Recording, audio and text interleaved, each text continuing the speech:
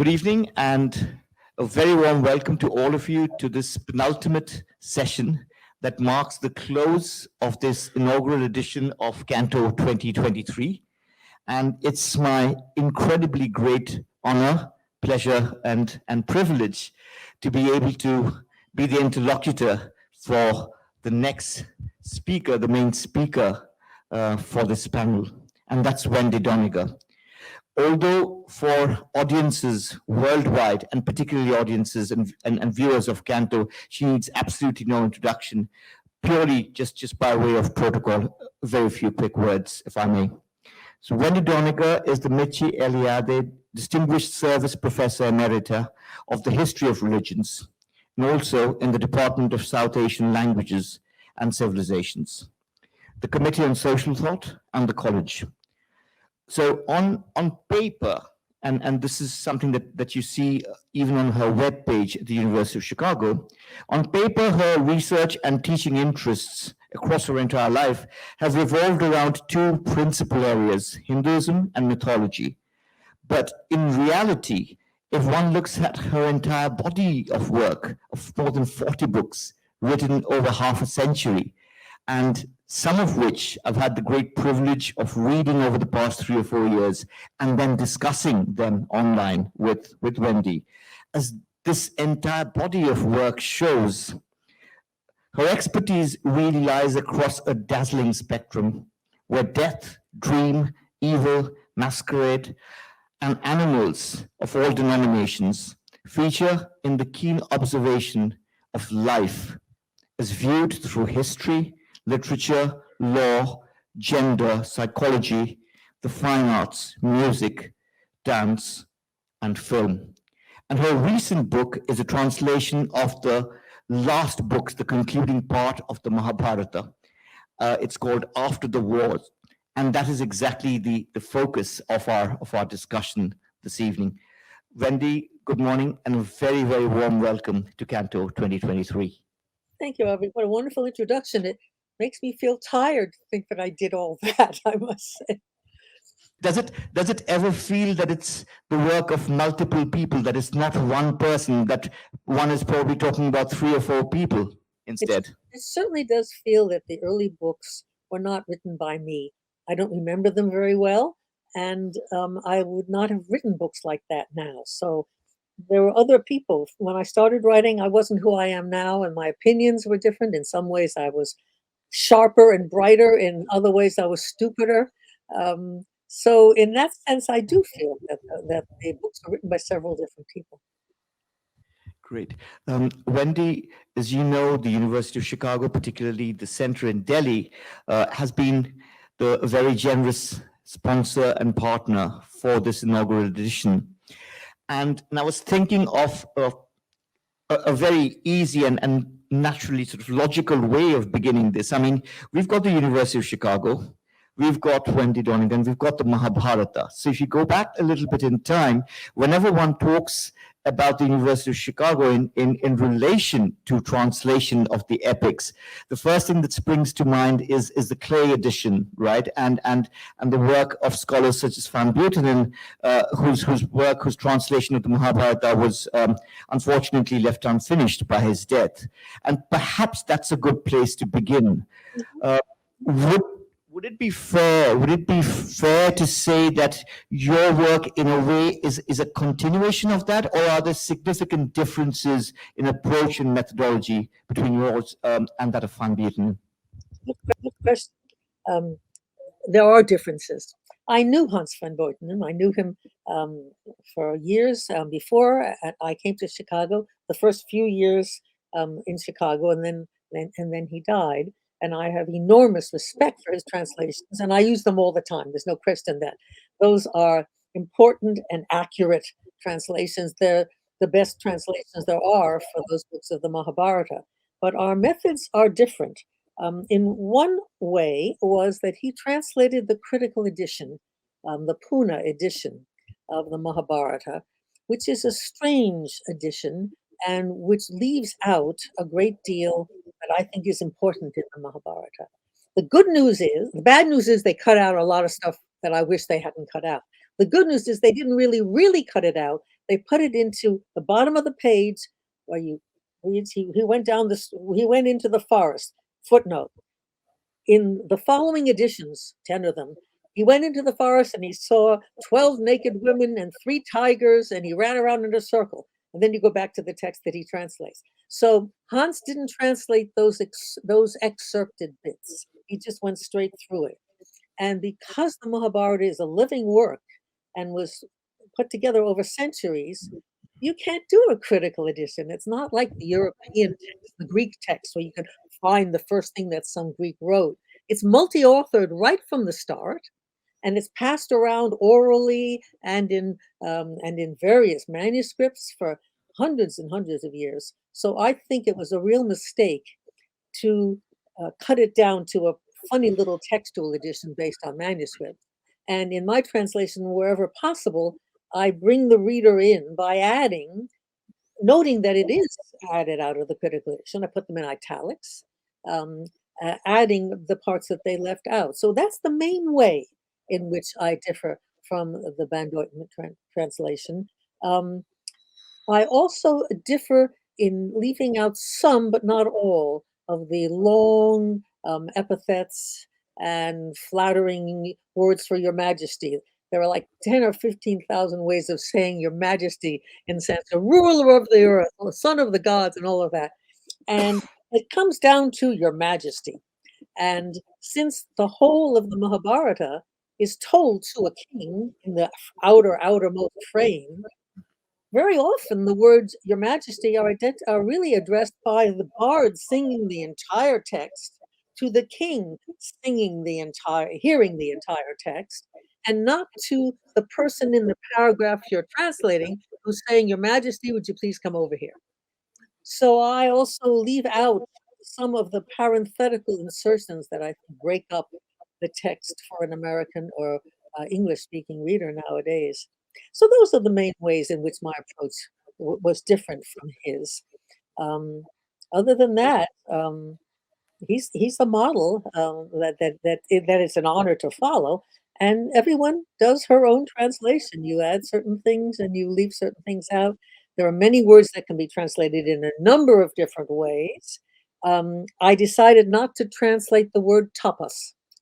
I just think it's so important, and you can trust an intelligent reader to learn it and not call it becoming ascetic, which implies, giving up meat or not having women, whereas tapas is actively producing heat. So I don't like to translate it as asceticism. I differ from Hans van Buitenen and that, things like that along the way. What you translate, how you translate it. But basically, he did a great job. Sure. Let's talk a little bit more, if you will, about the critical edition, the Bhandarkar edition that was brought out in Pune maybe 100 years ago. What is it that among scholars worldwide has given it this reputation that it is the most representative? Because I'll tell you where I'm going with this. Correct me if I'm wrong, but the Bhandarkar edition, with all its exclusions and incisions, has roughly about 75,000, but certainly less than 80,000 shlokas. Whereas right at the end of the Mahabharata itself says, and this comes up in your translation, that there are 100,000 shlokas. So, what about these missing 20, 25,000 shlokas? Where did they go? Are some of these the ones that are included in the Bhandarkar edition, but as exclusions in the appendix? And do we still need this? I know there are multiple questions here, but do we still need this quest for the ultimate version of the Mahabharata, therefore? Let me answer your last question first. No, the quest for the ultimate Mahabharata is madness. It's not there. What we want is as much Mahabharata as possible, in my humble opinion. You can't have too much of the Mahabharata. Whether there ever were 100,000 verses, that's a very nice round number. No poem was exactly 100,000 verses ever. Whether there was more of it, sure there was more of it. There was a great deal more of it, and we'll never have that. But we have a great deal, 100,000 verses. 75,000 verses is still enough to keep most people busy for a long time. What's interesting to me in translating and considering the other verses is that sometimes one or two manuscripts have something interesting that was left out. Let me give you an example. The story of the death of Krishna, which comes in the 16th book. So let me show you what the critical edition has for it. Krishna realized it. Is that okay, Avik? Can we do that? Yes, please, absolutely. Krishna realized it was time to move on to death, and so he obstructed his sensory powers. He lay down and engaged in the ultimate yoga. Then old age came to that place. So old age is a feminine noun that usually means old age. Here it is said to be the name of a hunter. No hunter ever had a feminine noun for a name. So there's something funny about the text anyway. Old age came to that place. He was a fierce hunter hoping to get a wild animal. As Krishna was lying down engaged in yoga, the hunter, old age, mistook him for a wild animal and hastily pierced him with an arrow in the sole of his foot. Achilles' heel, right? This is an Indo-European myth, a one spot. He went up to him intending to lay hold of him, but then the hunter saw that it was a man engaged in yoga, wearing a yellow garment and with several arms. I love that particular, it doesn't say four, just several arms. Realizing that he had made such a bad mistake, he touched the man's 2 feet with his head, his body, revealing his distress.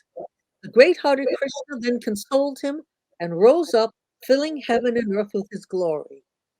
And that's where the text ends, and it's a nice ending. But several manuscripts, 4 or 5 manuscripts that were not included in the critical edition add this really interesting sentence. Remember, the hunter's name is Old Age.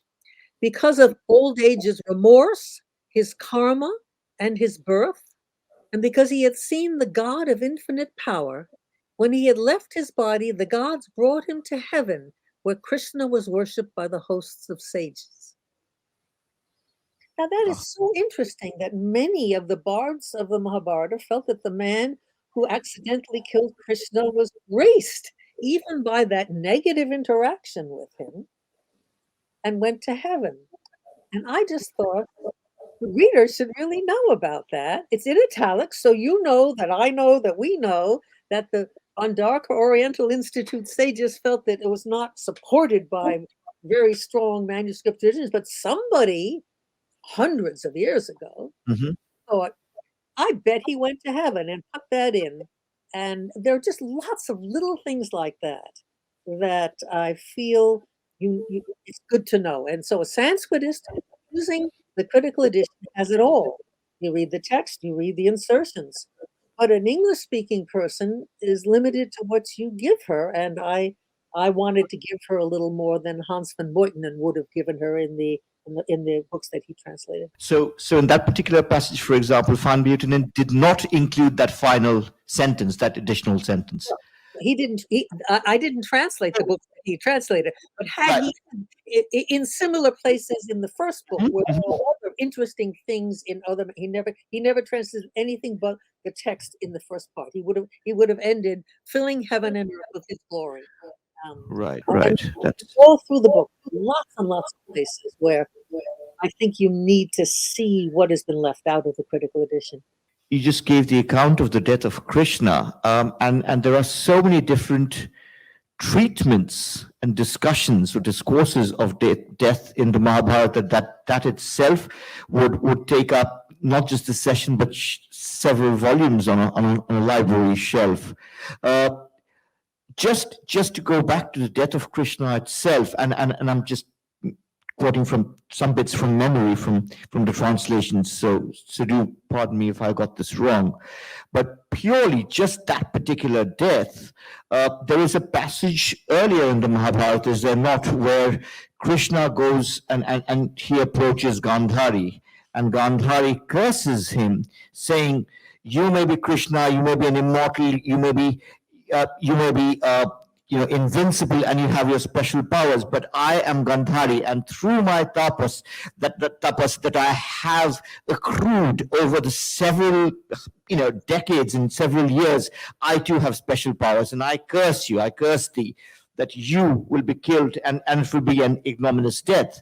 And Krishna apparently smiles and says very calmly, but that is something that is already determined, that is already predestined. You're not telling me anything new. In other words, is it fair to say that much of death, no matter the manner of it, could be Suryodhana's death or Karna's death, or the way that Draupadi dies on the way, and we'll come to that presently, or the rest of the brothers except for Yudhishthir.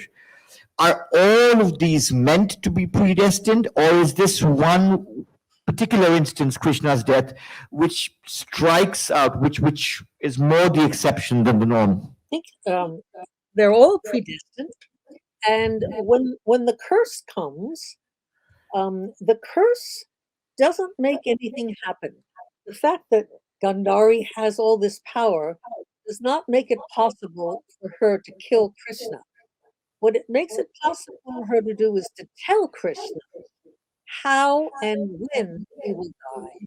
So Krishna is going to die for reasons that have nothing to do with Gandhari or anybody else. It's like a line going like this. And at that point, Gandhari, who has powers, can either give the ball a little push as it rolls on, or reveal to the person exactly how this will happen. So if you commit a sin, and Krishna, of course, commits a number of sins, that's what makes your death.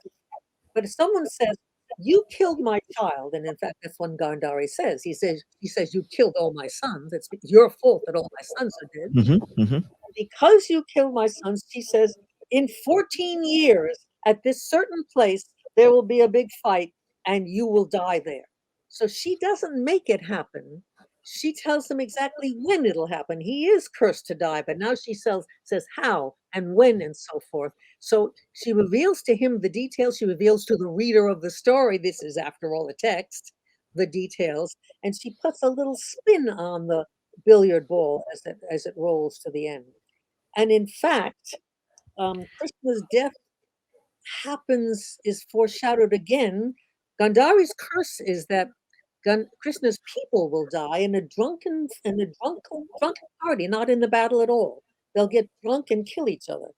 So the heroes, the good guys, in book 14, which is in book 16, which is one of the books I translated, the heroes, our team, the Yudhishthira and Pandava's people, um, our team are there, and they start getting drunk, and they accuse one another of having violated the rules of war in their behavior. You killed all these people when they were asleep. You killed a man when he laid down his arms and was unarmed. You These are all mistakes. These are all violations. These are all bad things that the good guys did. And they get drunker and drunker, and they start killing each other with clubs that arose in a magical way, which I won't bother with you now. But anyway, these magical pieces of grass turn into clubs as part of the curse. And they club each other to death. And Krishna stands out of it, and the text says, because he knew everything, because he was omniscient, because he knew exactly what had to happen, he took no part in it. And then they kill Krishna's two sons. And Krishna gets mad and picks up a club and kills more people than anybody else. So you have him being God standing by, you have him being a human being, which he is when he's incarnate, and participating in the slaughter, but not dying at this point, then dying in a more controlled way himself, deciding to do yoga. He's in charge of it. But no, again, someone else comes in. Somebody shoots him in those. He was planning to meditate to himself to death. He lay down and die. And he could have just died like that. But no, this hunter comes and shoots an arrow into him. So Krishna is always going back and forth into being, I am God, I am in charge, I will do yoga, I will die when I want to die, and I will not fight in this fight. And then he's a human being, and he gets mad because he's seen someone kill his son, and Mm-hmm. right there in a hundred. So it's a wonderful mixture of statements about how death happens, even for a god, in multiple ways, combination of ways, some of which are foretold in churches, some of which are foretold long before Gandhari is ever on the scene, just Everybody knows how this has to end. And indeed, in the big picture, at the end and the beginning of Yudhishthira, all of the heroes are actually incarnate gods who came down to earth long before the battle began in order to free the earth of her burden. At the end, when everybody is dead, they go back up to heaven and they turn back into gods again. Nobody really died. There's a weird metaphysical case. And before you get to that, people die and they hate dying and their parents miss them and their wives miss them. The humanity of that is vividly portrayed.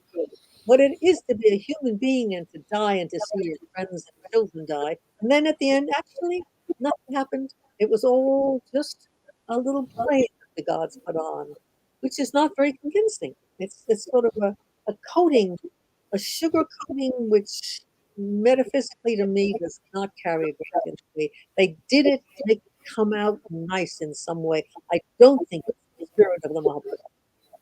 The spirit of the Mahabharata is that death is You're right. That part was strange to the point of being surreal. They all go down into the riverbank, and it's night, and there's moon, and it's almost as if there's somebody who millennia later had some conception of all souls, and used that kind of a construct to resurrect them, albeit temporarily. And while that I'm going to use the word lagna, was still there. Then Vyasa says to the wives, if you really want to join your husbands, go plunge in this holy river, this magical moment, and you'll be united with them forever. So yes, very strange. Talking about strangeness and talking about strange occurrences, one was also struck, and I want to contrast this, if you would permit, with the death of Krishna, and that is the end of Vidura.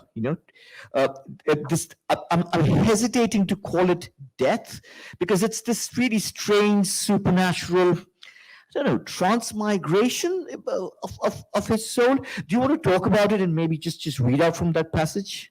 It's such a strange passage. So Vidura, to begin with, is a strange character. He is actually the brother of Yudhishthira, but he doesn't function as his brother. He's born in a very peculiar way. He's really an incarnation of Dharma, just as Yudhishthira is the son of Dharma, which is not the same as an incarnation, but they are both dharmic in their genes and their chromosomes. So Vidura is living a life as a holy man apart from everything, whereas Yudhishthira, of course, is the hero of the Mahabharata. He's had a long, active life, done millions of things, had women, killed people, went to war, and everything like that. Whereas Vidura has always been apart. He's the servant of Yudhishthira. Vidura is a peculiar character altogether, anyway. But he is, in any case, disengaged. He's always been disengaged from life. So when it's time for him to die in book 15, he goes into the forest and Yudhishthira goes looking for him. And this is what happens. So Yudhishthira comes into the forest. In a lonely, deserted place deep in the forest, Vidura stood leaning on a tree. The intelligent King Yudhishthira recognized that intelligent man only by his general shape, for he was almost entirely wasted away. He'd been fasting for hundreds of years. Standing in front of Vidura, within his hearing, the king said, "I am Yudhishthira." And the other replied with a gesture of understanding. Vidura, deep in meditation, looked right at the king without blinking, yoking his own gaze to the other's gaze. The wise Vidura entered limbs with limbs, placing breaths in breaths, senses in senses. Using the power of yoga, seeming to blaze with the brilliance of the Dharma king, that is Yudhishthira, Vidura entered the king's body. And then the king saw the body of Vidura just standing right there, its eyes fixed, leaning on the tree, emptied of consciousness. Now, I know no other death like that in the Mahabharata. It's a strange melding of consciousness. Vidura's body is still there. Eventually, Yudhishthira burns it with the funeral rituals. But Yudhishthira himself feels himself doubled in power and strength. He feels that he's not just Yudhishthira, but he's Yudhishthira and Vidura in his essence. And that to me, I can translate the passage. I can't say, and I can see what happened. I can imagine it, but I can't say that I understand it. It's a very mysterious passage, and there are things later on in later Sanskrit literature, but in the Mahabharata, I don't know anything like this. I actually have a painting of it. Um, can I take 1 minute? Oh no. Anyway, yes, I'm going to get the painting. Hang on, I've got the painting. Okay. I want to see the painting.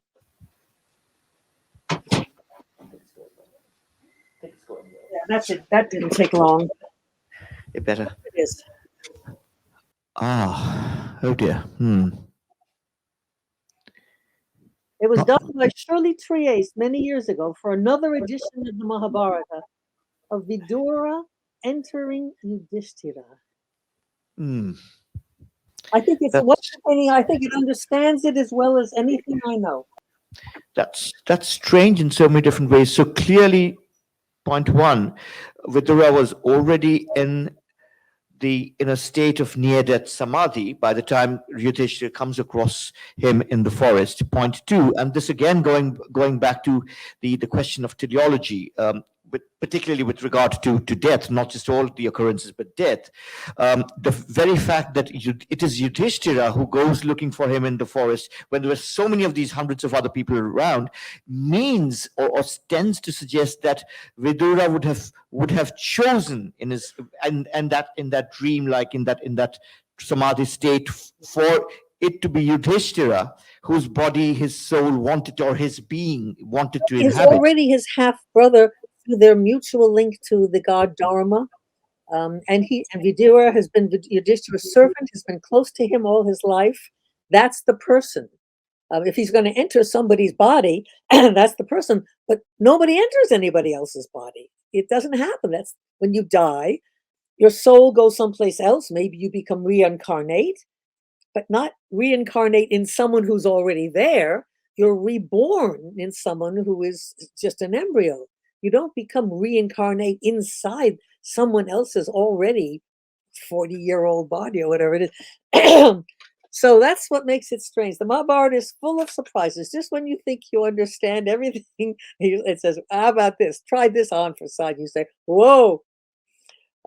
It's full of surprises. That actually leads me to my next question. When you're talking about what happens to us when we die, we know that there are myriads of ways or means of death that are described right through the Mahabharata, particularly all of the books that deal with the battle, and many of them, and this is something that you've pointed out in earlier discussions and also in your writings, particularly the heroes, many of the main characters die very gruesome, unheroic, tremendously violent deaths. And there are the almost anticlimactic, if I may call it that, deaths of the four Pandavas and that of Draupadi right at the very end before Yudhishthira carries on with the dog following him.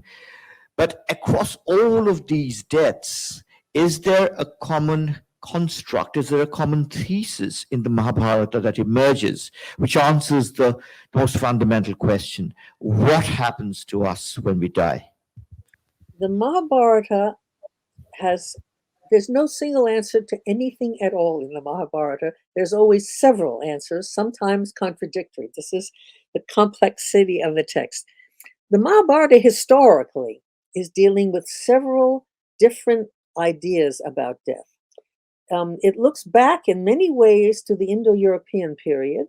It has Indra as king of the gods, and it has a system of death, which is mentioned on numerous occasions and really comes in at the end too, which is the old model of what we know best from Wagner's Valhalla, which is the good warrior, when he dies, goes up to heaven, the Valkyries carry him up. There he is in heaven with beautiful women and lots to eat and drink, and he has a wonderful time.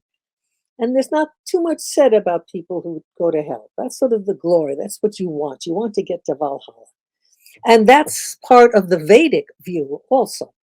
Indra takes you up to heaven, the funeral hymns, beautiful hymns in the Rig Veda about going, the fire, Agni, carries you up through the smoke of the fire. You go to heaven, and there's apsarasas in heaven, dancing girls. It's kind of a man's idea of heaven, if I may say so, kind of a playboy mansion vision of heaven. Lots to drink, lots of cool water. This is India, after all. And that is still there in the Mahabharata, really. Um, what you get later on in from the time of the Upanishads and right straight through is the idea of transmigration of souls. That depending on how you have behaved, your karma, when you die, your soul leaves your body and does not go to heaven necessarily, but may go to heaven, may go to hell. There's also a hell, Indo-European hell, fiery, underground, all that kind of stuff. Not a good place. You may go to heaven, you may go, or you may be reborn as a Brahmin, as a man, as a woman, as an animal. So the idea of reincarnation is widespread by this time, but you haven't entirely ever, really, not through the medieval period in Hinduism, given the idea of heaven and hell. Stories about people going up to heaven, they meet Indra, they see the Apsarasas going down to hell, meeting people down in hell. Those stories persist. So the idea of heaven and hell is still powerful, and the idea of incarnation is also powerful. And the Mahabharata plays with them so that there's finally a compromise near the end where they say, when you die, if you have mostly good karma and just a little bit of bad karma, you go to hell. This may be counterintuitive. You might think, well, mostly good karma. You go to hell for a little while, but you don't mind it very much because you know that after that, you go to heaven for a long time. And indeed, if you have mostly bad karma, you go to heaven, which is counterintuitive, for a little while, but you don't really enjoy it all that much because you know that after that, you're going to go to hell for a long time. So the Mahabharata has those ideas in it as well. And Yudhishthira goes to heaven and he doesn't find his brothers there. And he says, I don't want this. And they tell him, your brothers are in hell, actually. So he says, okay, I want to go where my brothers are. And that's where he makes that wonderful speech, to hell with kingship, to hell with power, to hell with heroism, to hell with the dharma of kshatriyas. It's a wonderful speech. He's really mad. I've translated to hell is the Sanskrit is dick, which used to be translated as phi on it. It means, get it out of here. I hate it. It's hard to translate. Hell is the best I could do. So he goes down to hell and he sees his brothers. And he says, wow, what are you doing here? They say, we're suffering. But when you're here, a cool and perfumed wind comes to us. And when you're, hell stinks. It's one of its qualities, a horrible smell. So here we are in this horrid place, and this lovely smell comes from your body and cools us. Stay here. And Yudhishthira says, I'm going to stay here. So it's a kind of generosity, it's transfer of karma. This is also a post-Vedic, a later Hindu idea, the transfer of karma that comes in the Upanishads. So it's in there. And then the gods say, Yudhishthira, you don't belong here. You're just visiting them. You really belong in heaven.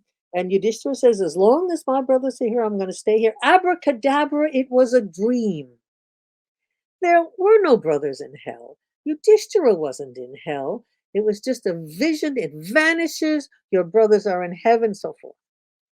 So what is this? It was just a dream. I mean, then they say years ago, Yudhishthira told one tiny lie when they were trying to get a very powerful warrior not to play. They said, Ashwatthama is dead, and his son's name was Ashwatthama.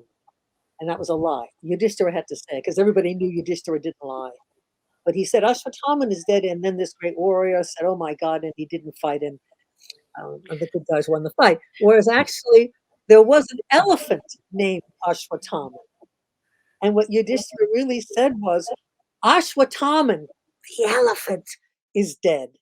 So he sort of lied and didn't lie. So the gods say at the ending, and remember that thing with the elephant? Well, you sort of went to hell and sort of didn't go to hell because you sort of lied and sort of didn't lie, and really you're in heaven.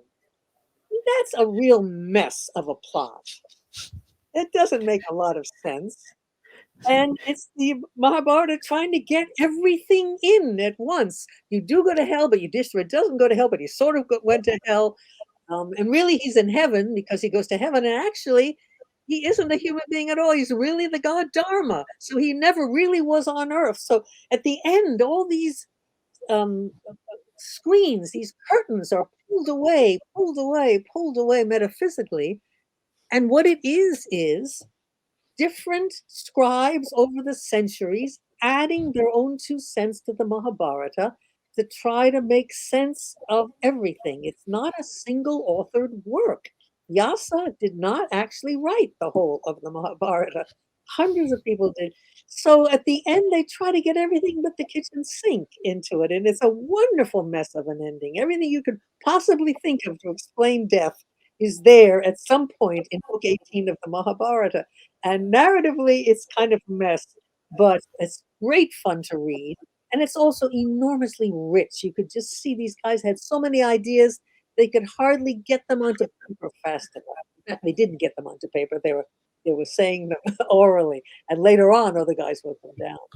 So when you ask me what the Mahabharata thinks about death, I say, wait, how much time have you got? When you were talking about that part, particularly when the abracadabra moment happens, and it was all really a dream, it was all really an illusion, it was all really a game, it was play. One the Some of the texts that came to mind are not the Mahabharata, but the texts written between the 1940s and 50s, and particularly reminded of Hermann Hesse, for example, what happens at the end of Steppenwolf or Journey to the East, where all of this happens, and then there's the realization, was it all a dream? Was it all a trance? It just struck me. But going back to what you were saying earlier, that there seems to this... It's an old trick and it's a new trick. They used it in American television. There was a series called Dallas. And at the last minute, one of the actors either died or left the show. And they had an unfinished sequence and they reran it as a dream that someone had dreamed after this guy had died. So it was used in American television in the 50s, I think. Going back to what you were talking about, my destiny is shaped by this incredibly complicated mathematics, this bookkeeping, this debit and credit entries, if you will, of virtues and sins, of what we have done. That is fascinating. There's another It Was a Dream sequence. We have time to talk about another It Was a Dream sequence that's significant in the Mahabharata. We talk about one? About the dog, Yudhishthira and the dog? So let's talk about, yes, animals in the Mahabharata, and I'm just mindful of the time, so we'll probably not talk about horses, because after all, horses don't really feature in the last books of the Mahabharata in the concluding part, but the dog is central to it. Do you want to tell the story of the dog and Yudhishthira as they go up to heaven, and then sort of I'll tell it deconstruct briefly. it? I'll tell briefly. And mind you, it is another example of the Mahabharata being inconsistent when it can't solve a problem in the history of religions. So the Pandavas are going to heaven, and basically one by one they fall behind, and only Yudhishthira is there. And Yudhishthira is alone except for a dog that's been following him up the mountain all this time. He gets to the gates of heaven, and Indra says, Yudhishthira, welcome, come into heaven. And Yudhishthira says, thank you very much. And I'll just bring this dog with me. And Indra says, there are no dogs allowed in heaven. Dogs are unclean. He's speaking now like a Hindu. They lick the sacrificial elements. Hindus, dogs are unclean and so forth. You can't bring the dog in. And Yudhishthira says, this dog is my bhakta. Didn't yet mean what it came to mean in Hinduism. Simply meant it's what dogs do. He's devoted to me. And there are rules, and he quotes the rules in law books, laws of Manu and so forth, that if you turn away someone who is your bhakta, it's the equivalent of killing a Brahmin or something, really the most terrible thing you could think of. I won't go to heaven without this dog. And it's a whole philosophy of bhakti, really. It's not bhakti yet like Krishna and Radha, but it is the idea of personal devotion as opposed to the idea of ritual purity, which is Vedic and which is what Indra is going by, no dogs. And Yudhishthira finally says, well, that's it then. I'm not going to go to heaven. He turns away. And the dog turns out to be Dharma. Yudhishthira's father, incarnate as a dog, which is like saying for a Jew that Jehovah was incarnate in a pig. It's an extraordinary thing to say that Dharma became a dog. And Dharma says this was just a test. It was the last of several tests. You're a good guy. You can go to heaven. So, on the one hand, you have the philosophy of the Vedic ritualism, which is no dogs, and you have a new philosophy coming up now, this idea of bhakti. And you can't put them together. Either you do or don't have dogs in heaven. And and because the Mahabharata cannot solve that problem, it says, it was a dream. There was really no dog, no problem. You can go to heaven, Yudhishthira, without betraying a bhakta because there was no bhakta. So you can see the Mahabharata posing itself this moral problem of the clash of two religions incarnate in the idea of a dog, and then basically copping out and saying, we can't solve this. We're going to say it's a dream, just as they really couldn't solve what Yudhishthira was doing in hell. And so they said that was a dream. It's a wonderful idea of the Mahabharata trying to grow, trying to change, and being unable yet to make the jumps that later in the religious texts would make, which is indeed the dog goes to heaven and Vedic ritual. Can you hear him? There's the dog. The dog goes to heaven and Vedic ritualism doesn't count. So that's a wonderful moral moment. It's a wonderful animal moment as well, Yudhishthira and his dog. But it still leaves the basic question moot, doesn't it? Why in the formulation is it the form? Is it the shape of a dog that Dharma has to inhabit? After all, we're talking about very cold upper reaches of the mountains of the Himalayas. I mean, surely a snow leopard would be not out of place. And I'm just speculating. Why a dog? Which in the Hindu canon, unlike a horse, the horse of the Ashwamedha would probably be admitted into heaven. The horse is the Brahmin Kshatriya animal.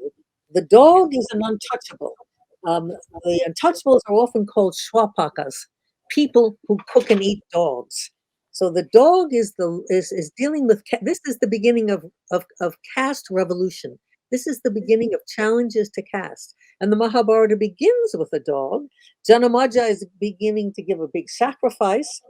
And Sarameya, these are the dogs that belong, the children of the bitch Sarama. Back to my dog needs to come in, excuse me, appropriately. I shut him out when I went to get the painting. Okay, here he is. So we're going to tell the story of the bitch Sarama. We're going to tell it. There he is. There he is. All right. He must be psychic. He absolutely must be He psychic. knew what I was talking Because he about. just mentioned the dog and he just starts scratching on the door and barking. So in the Rig Veda, Sarama, we're not caste system yet in the Rig Veda. Sarma is the bitch of Indra. She's his hunting dog and she saves his life on several occasions. Dogs are just fine in the Rig Veda. Mahabharata, you're already getting the caste system. And Sarama's sons, the Saramayas, come to Janameja's sacrifice and they drive them out with stones. And the dogs go back to their mother and say what happened. And she curses Janamejaya to have serious problems with animals. And that's when Janamejaya's problem with snakes begins. And so the whole Mahabharata really, it's at Janamejaya's sacrifice that the Mahabharata is recited. The Mahabharata begins with the wrongful, the unethical mistreatment of dogs, and it ends with the challenge to the ethical treatment of dogs. So dogs are important. They frame it in that sense, and they pose they're clues, they're signs that come up to us that the Mahabharata is dealing with moral questions it cannot yet answer, and that will only be answered in later centuries in more developed texts of ethics and of ritualism, and finally the challenge to caste that comes with bhakti, real bhakti, in the medieval period. It all begins in the Mahabharata. Everything is in the Mahabharata. Just as it says, everything is here, it's right. Everything is here. That's a true statement. I mean, having read, and I'm talking to, just for the viewers, I'm talking to Wendy, who if I'm not mistaken, by the time she was 16, had gone through all the Western classics, the epics of the West, the Greeks in the original Greek, the Latin epics in the original Latin, and having consumed and exhausted all of them, turned her gaze eastward, and that is where she was directed to Kalidasa, if I'm not mistaken, at the age of 17. Kumarasambham, and that began this lifelong love affair with the Indian Sanskrit epics, etc. Having read so much of world literature, in particular the classics, in particular the ancient epics, is that assertion, is that incredibly proud assertion something that you agree with, that the essence of life, as you have seen it, as you know it to be, is really contained in the Mahabharata, and whatever is not there is not to be found in our universe, at least in this earthly universe? Is that something you agree with? I think so. I think there's much more in the Mahabharata than there is in Homer. I think the Odyssey and the Iliad, for one thing, they're shorter books. They're also much more focused books. Each tells a story. There are little side stories, but there's a basic line. They are limited. They have wonderful things in them, and I love them dearly. But they are limited. The Mahabharata is much messier, much more promiscuous. It has different kinds of literature in it. It covers centuries of composition, whereas the Greek epics were composed over a much shorter period of time, if not by one author, but just one or two authors. The Mahabharata is like the Encyclopedia Britannica in a way. It tries to put every single thing into it that there is. It claims to do so, and I think it probably does. I'm not much of a philosopher, and I don't know. There is philosophy in the Mahabharata, but I don't think it's nearly as developed as later Indian philosophy. And there is poetry in the Mahabharata, but it's not as beautiful as much later poetry. It's not that it's the only book you ever have to read. But I think there's not a single human question that the Mahabharata doesn't tackle. A single ethical question, a single moral question, a single dramatic question, birth, death, life, marriage, war, money, power, animals. There's no important human topic about life on the planet Earth, and perhaps in hell and heaven, who knows how much they know about that, that the Mahabharata doesn't broach, and intelligence. It has its limits. It has its beliefs of what human beings can do, which are much more limited than what we now think human beings can do, I think. There are women in the Mahabharata, but not as many as there are in the world. And there are low caste people in the Mahabharata, but not as many as there are in the world. So it has its boundaries. But I do think it talks about everything that's important in human life. And it's right about a lot of it. I disagree with its views on some subjects, but they're always intelligent, and they're always interesting. Always interesting. Wendy, we're coming towards the end of our session, and perhaps a very apt way to end it before we take a question or two would be to talk about the way that the Mahabharata itself, the epic itself, ends. I'll give you a quick anecdote, if I may, because I'm going to talk about somebody you and I both like, a mutual friend, the poet and novelist Avik Chanda. Back in 2020, when there wasn't very much to do, all of us were stuck indoors and we were just having conversations about everything and, the meaning of life, as Douglas Adams would have called it. And we were talking about creative reimaginings of the basic narrative structure. And Amit told me, you know what, Avik, just once in my life before I'm done, I want to write a book which is full of paragraphs, and each of these paragraphs could be the beginning of a book. And when one reads, and there's something, if you see the obverse of it, if you see the ending of the Mahabharata, and this is something that you have remarked as well in your annotation, that it almost seems as if there are multiple endings and sub-endings and different variations of endings as if it is a book of endings with each of its distinct, different possibilities. Do you want to talk about the way that it ends, and possibly the way that, obviously we're talking about multiple authorship, the poets would have finally been able to bring it to conclusion and fruition? Well, there are these multiple endings, almost like codas. There are multiple blessings. There are multiple statements about what you get if you read the Mahabharata. There are claims for how wonderful the Mahabharata is. Um, if you read it, a woman will have a strong child, and a man will be a great warrior, or whatever it is. All these ideas, and the famous statement. Um, um, there are some things, whatever is not in this, what some things in this book are also found elsewhere, but nothing that is found elsewhere is not in this book. So its claim is really to be coterminous with the world, with the human world. And then there are the blessings that are brought to you if you recite it here and if you recite it there. If you kill a Brahmin in the morning and say the Mahabharata at night, you're sinless. That's one of the great claims of it.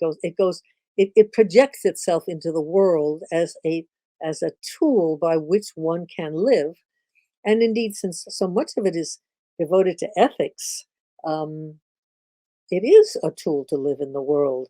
Um, the project I'm working on now, having done these four last books, I've gone back to books 12, 13, and 14, and right before the books I did, where there are miscellaneous stories that have nothing to do with the main plot, nothing to do with the Pandavas and the battle.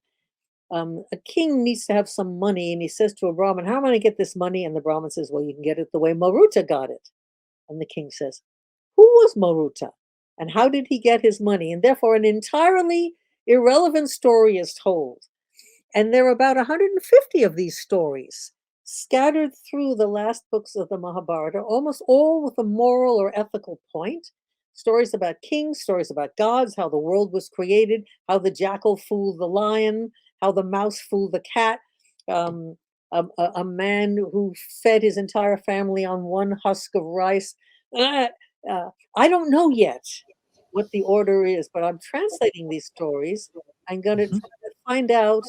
They're all messed up. They're all hidden. They're never cited together. People skip them in translations because they're not about the story. So I'm going to find out a lot more about the Mahabharata than I know now, and I look forward to it. There's more to come. Of course, man, when those books come, we shall learn more and we shall have you back again. Again.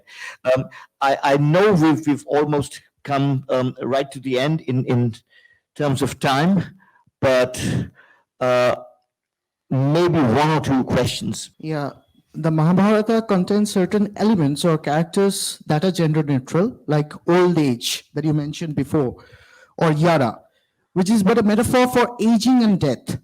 You think that the epic becomes more gendered in translation. Uh, there is another instance in the last book which says that when the Pandavas were going somewhere, they were attacked by bandits, and the great hero Arjun couldn't even lift his bow. So that they were attacked by Yara. So Yara comes in different phases. So what's your opinion on that? That's a good question. The great gender bending story in the Mahabharata is the story of Amba, who's reborn as Shikandin. She's reborn as a man. It's a wonderful feminist story. She's so badly treated as a woman in various ways. They were just awful. But she kills herself. And as she goes into the fire, she says, "I want to be born as a man." So she is not really reborn as a man. She's reborn as a woman whose parents pretend he's a boy for their own reasons, and who grows up and pretends to be a man and goes into battle and so forth. So she's an important character. She's related to Draupadi. He or she. She's really a doubly sexed person who has female feelings, female memory, male attitude, and so forth. So I think that's the great contribution to the idea of gender bending and blending in the Mahabharata is that story. Um, then there are these interesting gender mistakes. As you say, Jara is a feminine noun, and it's spelled with a long A in the Mahabharata. You can change a feminine noun into a male noun by making the final long A into a short A. They could have called him Jara with a short A, but they called him Jara. So he's a female person who's referred to as the hunter, which is a male noun. So there's androgyny in this important scene of the killing of Krishna. There's androgyny in the character of Shikandan, who plays a key role in Mahabharata in the battle books. Amba, she's right there when the heroes are born. Uh, when when Pandu and Yudhishthira are born, Amba's part of the story of the birth of the hero. She's not a peripheral character at all. So those are two major passages in the Mahabharata about gender bending and gender ambiguity. Um, there's also the masculine qualities of Draupadi, who's one tough woman and is often accused of being too masculine in her. She's the one who saves the Pandavas in various ways. I think that's less of a case you can make for that than that she's just a woman who stands up for women's rights, which is also interesting in several hundred years BCE and so forth. So I think that's where the gender bending comes in the great important story of Amba and Shikandan, and in this ambiguity that you correctly noted in the story of Krishna. Um, Not a lot else that I can see in it. My question is, any epic, especially when we have deep connection to any religion, tend to foster the creation of various subplots or religious community-based additions or amendments along with the main text. This is true in Mahabharata as well. It is hard to reconcile all these with the so-called main version of Mahabharata. However, these variations are also very important for the explanation of the scope and possibilities of the main text, and they are very important to for the understanding of the reflection of ethics and values and their change over time. As a result, the Mahabharata make as a result, the Mahabharata may speak to an Indian person, despite the varied perspective that even Indian may hold.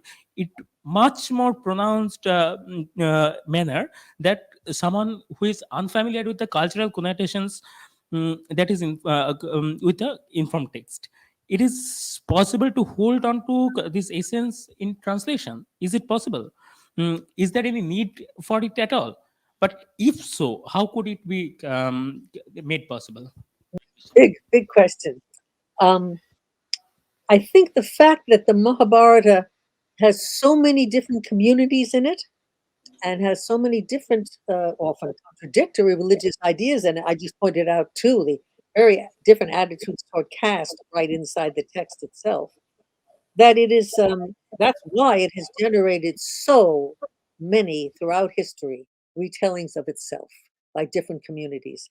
Um, in a series that I published in America, the Sunni series, we published last year a wonderful book called Many Mahabharatas, which was edited by Nell Hawley, my last PhD student, my 85th PhD student, which talks about all the ways that the issues that you raised there, the different voices, the different communities, gave birth to other Mahabharatas, Sanskrit plays and Sanskrit retellings, then tellings and Marathi retellings and Tamil retellings and so forth, modern retellings, Hollywood, Bollywood movies of the Mahabharata, all sorts of ways, folk tales of the Mahabharata.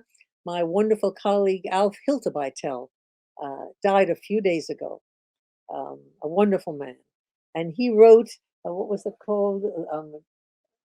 The Cult of Draupadi, and several other books about how Draupadi was developed as a goddess in South India, and the stories were retold, and how they were retold by Muslims as well as by Hindus. Alf did a wonderful job on developing, the first one really, to develop the idea of the retellings of the Mahabharata by people who took some little thing in it that they saw, like the part you talked about, the ambiguous gender of Jada or Shikandin, more obvious, and went with it in all different directions. So this many Mahabharatas is really almost like a key to the many Mahabharatas. It's a good place to begin, but there are many contemporary retellings. The Palace of Illusions is one of my favorite retellings about Shikandin and Draupadi and so forth. So yes, these other hints of alternative views within the Mahabharata, which are developed in Sanskrit first, and then in all the regional languages of India, and then finally in English. And much has been written about them because it is interesting and it is important. And the most recent one that I know of is last year's book, Many Mahabharatas, edited by Nell Hawley. But it's a very important thing. It was richer than the Ramayana in that way. The Ramayana has been more useful as a tool of political domination. Rama killed Ravana just like whoever I am, I'm going to kill you, and so forth. So there are many retellings of the Ramayana, not all of which are about political domination, but some of which are. And they're beautiful ones. There's the common Ramayana and so forth. But the Mahabharata has been more miscellaneous in its sociological spread, in its caste spread. It's been retold in languages by people who couldn't read at all in any language, and it's reached their hearts as well. So in that sense, it's a truly all-encompassing text. Thank you for that, Wendy. And this is something that we were also remarking on. When you read poems or when you read collections, uh, almost in a silo, you don't have necessarily a pattern, but something that we have seen across close to 30 events and across 4 days of the festival is the urge, the need, the palpable need for modern poets, be that in India, um, and or be that in the US poets such as Vijay Seshadri, to go back to stories of the epics, or someone like Daljit Nagara to go back to the stories of the epics, to the Ramayana, to the Mahabharata, and retell them over and over and over again. Possibly because, as you discussed earlier, they're not just important, they're not just immortal, eternal, but they talk about everything in a way that constitutes the human condition, that constitutes life, which is why we return to them so Yes. many times. Wendy, this has been an absolute pleasure, a privilege, and an honor to be in conversation with you yet again. Thank you very much for being a part of this inaugural edition of Canto 2023, and we hope to have you back for many future sessions. I'm honored to be asked, and it was lots of fun talking with you, Avik. Really, it was. Thank you. Thank you. Bye.